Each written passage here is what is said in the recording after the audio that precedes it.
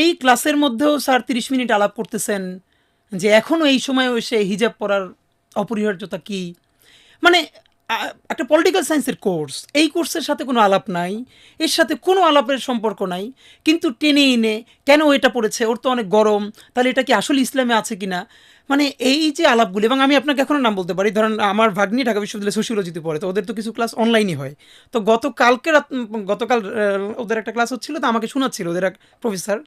এখন পর্যন্ত সে প্রতিদিন ক্লাসের মধ্যে মিনিমাম 5-10 মিনিট এভাবে যে তার ফ্রিজে মদ থাকে, তিনি মদ খান, এর মানে কে ড্রিঙ্কস করবে না করবে এগুলো তো খুব ক্যাজুয়াল আলাপ, কিন্তু তিনি খুব ক্লাসে এটাকে এস্টাবলিশ করবার জন্য যে আমরা ড্রিঙ্কস খেতে পারতে হবে, নিতে পারতে হবে, মানে এই আলাপগুলোরে দিন শেষে ওই একই আলাপ। কেন এই হিজাব অথবা এই হিজাবের সাথে মূল ইসলামের কোনো সম্পর্ক নাই। কপাল ভালো ঢাকা বিশ্ববিদ্যালয়ে ক্লাসগুলো প্রাইভেট ইউনিভার্সিটির মতো রেকর্ড হয় না।